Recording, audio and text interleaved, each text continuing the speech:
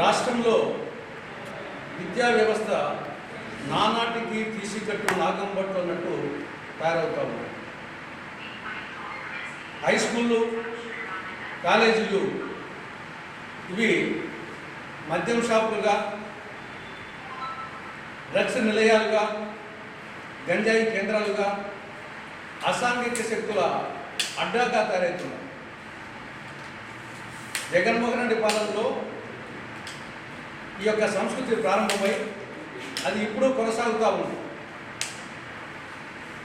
దీనికి తోడు social media అందరి చేతుల్లో సెల్స్, వాళ్ళు సెల్స్ మొబైల్ ఫోన్స్లో చూసేదంతా బూతు సాహిత్యము, బూతు వీడియోలు, క్లాసులు ఎగ్గొట్టి లేదంటే క్లాసులో వచ్చేసి ఫస్ట్ అటెండెన్స్ పలకడము, వాళ్ళ దగ్గర వెళ్ళిపోవడము, అవన్నీ చూసుకొని రావడము, వాళ్ళు బుద్ధి పెట్టినప్పుడు రావడం, ఈ ప్రకారంగా మొత్తం వచ్చేసి ఒక అసాంఘిక శక్తులు అడ్డంగా తయారవుతాయి. కొన్ని చోట్ల లెక్చరర్స్, ఉపాధ్యాయులు ఆ విద్యాలయాలకు పోయి పాఠాలు చెప్పాలంటే భయపడిపోతున్నారు.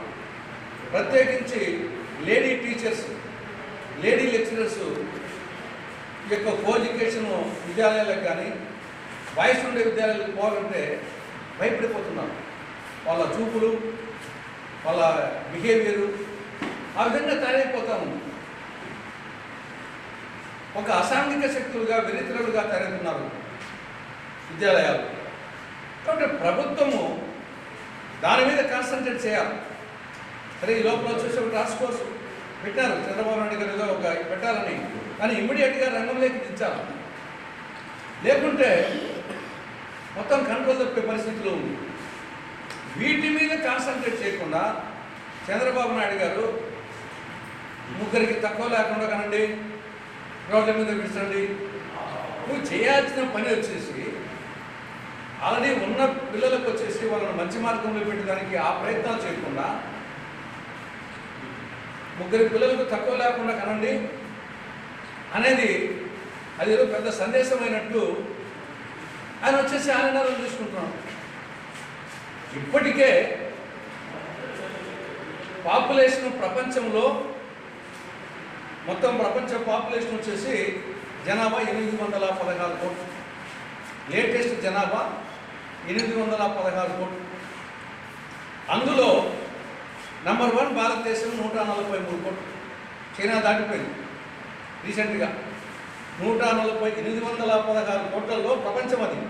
143 కోట్లు నంబర్ 1 భారతదేశం, 141 కోట్లు నంబర్ 2 చైనా, 34 కోట్లు అమెరికా మూడోసారి. మనదేమో 143 కోట్లు ఫస్ట్ ప్లేసు. థర్డ్ ప్లేస్ వచ్చేసి 34 కోట్లు. ఇండోనేషియా నా 4th ప్లేస్ 28 కోట్లు. పాకిస్తాన్ 5th ప్లేస్ 26 కోట్లు. అంటే ఓవరాల్గా ప్రపంచ జనాభాలో 18% ఇండియాలో ఉన్నారు.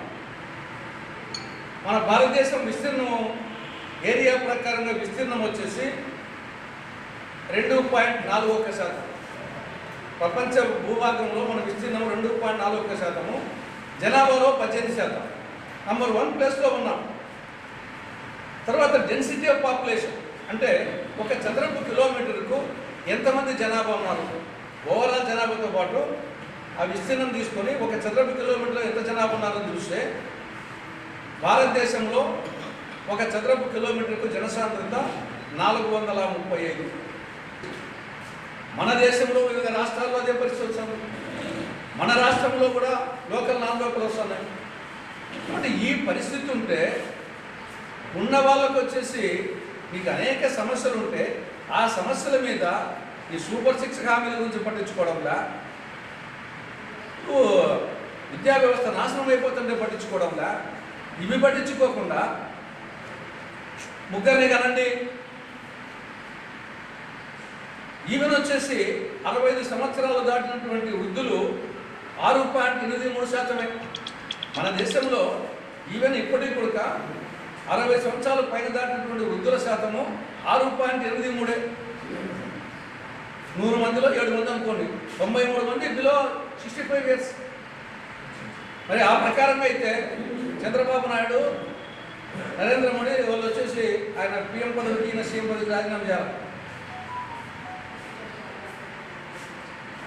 వాళ్ళు వద్దులే కదా ఆ ప్రకారం అయితే. కాబట్టి చేయాల్సిన పనులన్నీ చేయకుండా గాలికి వదిలిపెట్టేసి రాష్ట్రాన్ని కరెంటు ఛార్జీలు పెంచడము, సూపర్ 6 హామీలు అమలు చేయకపోవడము, ఉచిత ఇసుక విధానము ఉచిత ఇసుక విధానం కావడము, మద్యం షాపులు వచ్చేసి మండలానికి 4 మద్యం షాపులు, 40 బెల్ట్ షాపులు, ఈవెన్ హోమ్ మినిస్టర్ నియోజకవర్గంలోనే బెల్ట్ షాపులు దండోరేసి వేలం వేశారు. హోమ్ మినిస్టర్ నియోజకవర్గం పాయకరావుపేటలో ఎస్రాయవరం మండలంలో వచ్చేసి అక్కడ దండోర వేసి అందరినీ రప్పించి వేలంపాట వాడినారు. 2,01,000 వచ్చేసి ఆ గ్రామంలో బెల్ట్ షాపు పోయింది. ఈ పరిస్థితి అంటే చేయాల్సింది చేయకుండా అమ్మకు అన్నం పెట్టిన ప్రభుత్వుడు పిన్నమ్మకు బంగారు గాజులు చేస్తా అన్నట్టు చేయాల్సినప్పుడు చేయకుండా ఏమేమో మాట్లాడుతున్నాడు చంద్రబాబు నాయుడు గారు, ఆ టీడీపీ కూటమి నాయకులు. కానీ ఇప్పటికైనా ఆయన విజనరీ అంట. ఏమిటి విజనరీ? విద్యుత్ ఛార్జీలు పెంచడం విజనరీనా? డైనమిక్ సీఎం అంట. మండలానికి 40 బెల్ట్ షాపులు పెట్టడం డైనమిక్ సీఎమా? కాబట్టి వట్టి మాటలు కట్టిపెట్టి ఇప్పటికైనా గట్టి మీద తలపెట్టబోయిన గురజాడ శక్తిని ఆచరణలో పెట్టాలని టీడీపీ కూటమి ప్రభుత్వానికి కాంగ్రెస్ పార్టీ సూచిస్తాము.